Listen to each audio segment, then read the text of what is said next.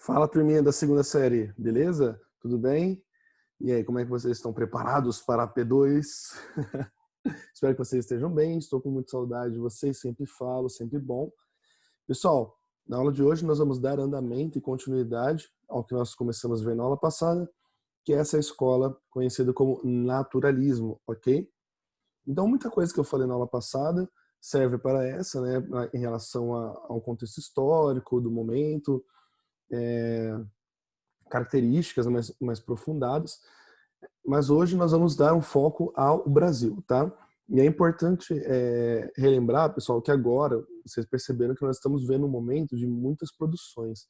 Então nós vamos ter muitas obras agora, muito importantes, obras essas, que eu vou mostrar para vocês aqui, que são sempre aquelas que circulam aí nos vestibulares, em trechos dessas obras sempre aparecem como análise, então é importante sim, que vocês procurem ler o máximo possível. Eu falei no grupo de literatura nosso, para vocês lerem o Cortiço, certo?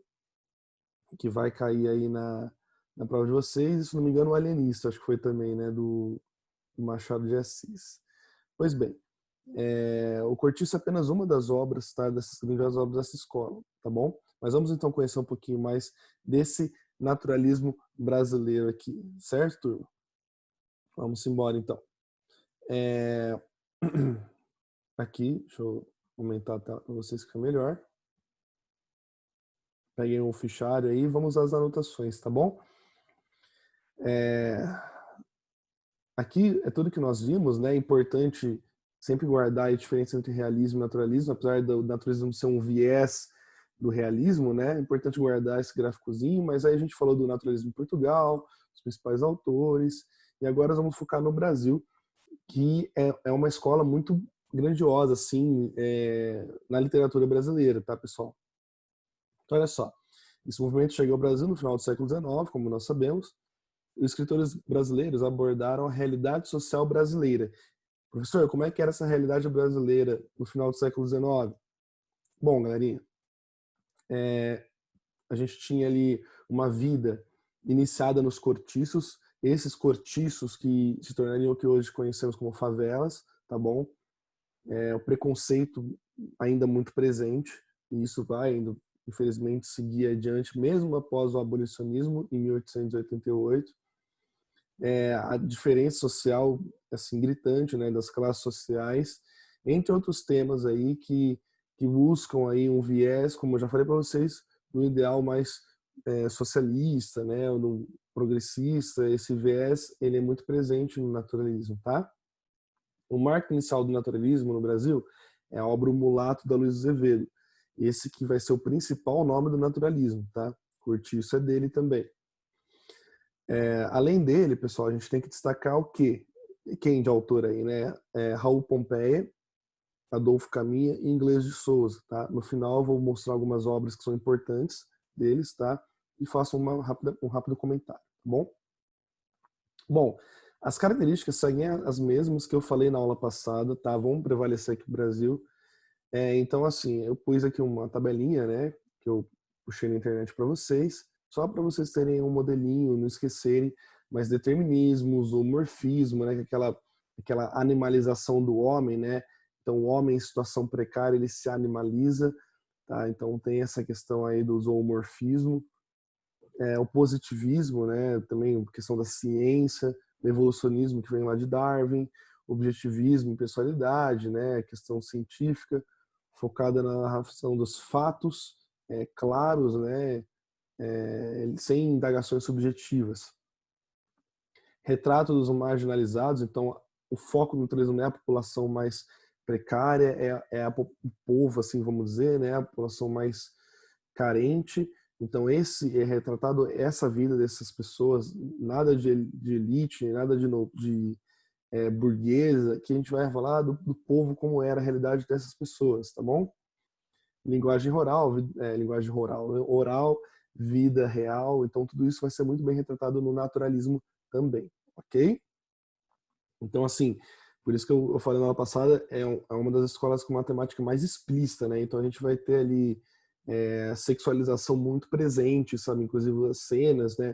Escritas, descrevendo o ato sexual em si.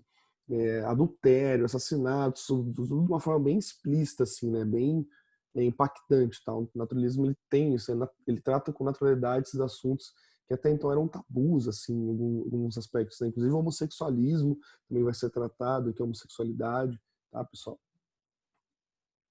Bom, o principal nome da escola naturalista que vocês têm que guardar e vocês têm que lerem, tá? Pelo menos assim, uma, duas obras dele é o Aloysio Azevedo, principal nome do naturalismo brasileiro. Escreveu diversas obras entre romances, contos e crônicas. Também produziu peças teatrais, além de ser desenhista, ou seja, o cara era, né, diferenciado. Aqui é importante guardarmos que no início da sua carreira, o Aloysio Azevedo, pessoal, ele escrevia em folhetins, né? Ele começou a escrever em folhetins, ele é maranhense, e ele tem um viés romântico. Você percebe que nas primeiras produções dele tem uma ideologia romântica ali, que já estava em total decadência, né? Mas tinha ali um viés romântico. Só que ele larga, ele abandona isso rapidamente e ele vai seguir pelo ideal naturalista, realista naturalista, né? Vai se aprofundar nessa produção literária onde ele ganha realmente destaque. Nós temos aí como suas principais obras O Mulato, tá? O Cortiço e A Casa de Pensão. Pelo menos O Mulato e O Cortiço, pessoal, eu peço que vocês leiam, tá? Vocês busquem a leitura aí. Eu acho que eu mandei o Cortiço em PDF para vocês. Me dá um toque lá no grupo de literatura que eu não me recordo, se não tiver eu mando para vocês. Mando o Mulato também, tá? Mas são obras clássicas que vocês encontram aí em sebo, em livrarias por preços muito bem acessíveis, tá? Vale muito a pena a leitura. Agora eu vou falar um pouquinho então dessas obras, que elas são bem recorrentes nos vestibulares. Tá? Começando pelo Mulato, eu não vou fazer uma análise do livro, porque aí nós precisaríamos de uma aula inteira, porque uma análise literária tem um tempo muito maior. Mas assim, o Mulato é a estreia do naturalismo na literatura brasileira, é a obra que marca o início, tá? E ele tem como protagonista Raimundo, e ele é filho, Raimundo ele é filho de um pai branco com uma escrava. Então, esse pai dele abusou dessa escrava, teve um relacionamento com essa escrava, acabou engravidando e nasceu, então, o Raimundo, que é mulato. Só que ele vai ter um viés, uma educação muito, muito boa, ele vai ser intelectualizado, ele vai estudar em Portugal, ele faz direito, né? E depois de um tempo de estudo, conhecimento, via o mundo acadêmico, ele retorna ao Brasil, tá? E aí quando ele retorna, ele percebe que ele não é aceito, que ele é excluído, né? Adivinha por quê? Por conta da sua cor, por conta do caso que seu pai teve com essa negra. Então, assim, ele não é aceito pela academia, ele não é aceito pela sociedade, pela elite, ele vai ser totalmente excluído.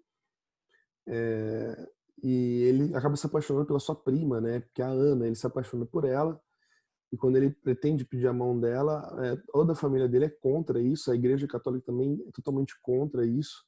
E nesse momento a gente vai perceber vários viés hipócritas ali presentes, né, de pessoas que têm consentimento assim, por exemplo, parental, mas de branco com branco, sabe? Aí é permitido, aí pode, sabe, esse tipo de ideologia assim. Então a gente vai tratar essa temática do racismo, do preconceito e tudo com esse viés naturalista. Assim, tem umas passagens bem fortes, assim, bem explícitas, né? Mas ele vai trabalhar toda essa luta, né, do Raimundo perante uma igualdade, uma luta ali por ser aceito a sociedade da forma que ele é, tá? É uma passagem muito interessante, inclusive, o narrador ele é onisciente dessa obra, então é uma parte que ele descreve o Raimundo e ele ainda indaga, assim, ele fala a sorte do Raimundo que ele nasceu com olhos azuis, olhos claros, né? Porque se não fosse isso ele seria um completo negro, tratado como um escravo mesmo, um fugido, poderia ser, né? E é importante isso aqui, dos marcos mais veementes assim do naturalismo, galera, é que esse viés abolicionista que eles têm é muito presente, tá, de todos os autores. Então eles lutavam fortemente contra isso, tanto que depois de um tempo vai realmente se concretizar de fato o abolicionismo, assim, de fato entre aspas, porque nós vamos ter outros meios de escravidão aí até por muito tempo ainda ao longo do modernismo, tá? Inclusive até hoje a gente ainda tem é, atitudes, né, escravas presentes no nosso mundo, infelizmente, tá? A principal obra, então, é agora o Cortiço, falar um pouquinho sobre ela. A obra apresenta a realidade de pessoas que vivem em um cortiço no Rio de Janeiro, tá? E antes de continuar, vale ressaltar uma coisa. Antes de escrever essa obra, o Aloysio Azevedo, ele foi fazer várias pesquisas, tá? Ele foi conhecer vários cortiços, assim, né? Conhecendo o modo que as pessoas viviam e tudo mais. E um cortiço que chamou muita atenção dele é um que chamava Orelha de Porco, ou Cabeça de Porco, acho que é Cabeça de Porco, no Rio de Janeiro, que era então até o maior cortiço. E a história desse cortiço é muito trágica, porque esse cortiço ele surgiu no centro do Rio de Janeiro, junto à elite. Então imagina assim, a classe social ali, né, a burguesia, a elite, de repente começou a surgir um cortiço ali, né, de vários ex-escravos, a população mais carente, começou a crescer em uma proporção muito grande, e isso começou a incomodar a elite, começou a incomodar os burgueses e tudo mais, e eles foram pressionar o governo para que o governo tirasse esse povo de lá. E o governo atende essa população, esses pedidos, e ele manda é, policiais, né, então, a retirarem, a expulsar essas pessoas que viviam nesse cortiço no seio da cidade, tá? Tanto é que é uma das passagens mais tristes assim, que o Aloysio Azevedo descreve, porque, segundo ele, quando esses policiais chegaram, eles não foram, tipo, ó, galera, vocês têm que vazar daqui. Eles realmente expulsaram, então você via mulheres correndo com crianças no colo, casas sendo incendiadas, foi um verdadeiro caos, tá bom? E é por isso que hoje nós temos a concentração das favelas em morros, tá? Justamente por causa disso. E quando começavam a aglomerar, a elite se incomodava com aquela presença daquele povo lá, né? Aquela gentinha, que era assim que eles achavam, discrepância social absurda, e eles estocavam esse povo de lá, expulsavam eles para outros cantos, por isso que eles corriam aonde tinha espaço, que eram em morros, eram em lugares mais afastados dos centros urbanos. Beleza? Acho que agora ficou bem claro, né? Como que a nossa realidade social é muito triste e embasada no preconceito e na discrepância das classes sociais. Bom, dessa forma, a narrativa ela vai girar em torno de vários personagens. O Cortiço tem muitos personagens, galera, e são todos muito interessantes. Um deles principais é o João Ramon, que vai ser o dono do Cortiço. A Bertoleza, que vai ser a negra com que ele vai se relacionar. Inclusive tem uma passagem muito triste depois de um tempo envolvendo ela e o João Romão. A Estela, a Rita Baiana, que vai simbolizar a verdadeira negra brasileira, sabe? Aquela coisa do caliente, né? Daquela coisa da negra, do fervor brasileiro que a gente retrata, assim, da beleza estética, né? É muito endeusada a Rita Baiana nesse sentido, assim, toda a beleza da negra brasileira, ela vai retratar, da sua sensualidade e tudo mais, onde ela vai causar, inclusive, várias intrigas entre outras mulheres, entre os homens também. E o mais interessante é que o principal protagonista dessa obra é o Cortiço, tá? O Cortiço vai ser o personagem principal, porque as pessoas vão se modificando de acordo com ele. Em vários momentos, o Aloysio Azevedo descreve o Cortiço como substantivo mesmo, como personagem, né? Então, nesta manhã, o Cortiço estava muito triste, pois estava fulano, sabe? Então, o Cortiço se modifica de acordo com as pessoas que vivem ali. Então, ele acaba sendo um personagem. A narração é feita através de descrições detalhadas, objetivos, como é clássico do natureza que a gente está vendo, certo? E a gente tem várias temáticas aí muito polêmicas, né? Para a época, então, traição, prostituição, miséria, alcoolismo, sexualidade, o zoomorfismo que eu falei para vocês, né? Esses temáticos da vida real aí, do cotidiano, da mentira, do roubo, enfim, várias questões bem tensas ali, suicídio também presente, tá? Então, essa é uma das principais obras literárias do Brasil. Então, é sério mesmo, vale muito que vocês leiam, que vocês precisam conhecer essa obra, faça a leitura, é uma questão obrigatória, está sempre circulando aí, até o ano passado ela era obrigatória na lista da FUVEST, para vocês terem uma ideia, tá? Bom, galerinha, essas análises que eu falei aí do Mulato do Cortiço, não é em si uma análise, tá? Assim, eu gostaria muito de ter a aula presencial para a gente discutir mais sobre esses livros. A gente pode falar sobre isso mais à frente. Isso aqui é apenas um contexto para vocês entenderem aí, mas leiam. Importante que vocês façam isso. Além deles, eu vou destacar aqui para vocês o Ateneu, do Raul Pompeia, obra importantíssima também, muito marcante para a época. Vai retratar a história de um jovem mediante a um orfanato em período integral, né? e ele vai vivenciar diversas situações de bullying, de sexualidade também, né, homossexualidade presente. Então, assim, a gente tem diversos pontos ali que são importantes, também resultando nessa questão naturalista. O Bom Crioulo, do Adolfo Caminho, que também vai trazer essa questão da escravidão, como vocês podem perceber pelo nome. O Missionário, tá, do Inglês de Souza. Essa obra, eu vi alguns trechos, eu não cheguei a lê-la ainda, mas vai retratar muito a questão da religiosidade presente também nesse contexto histórico.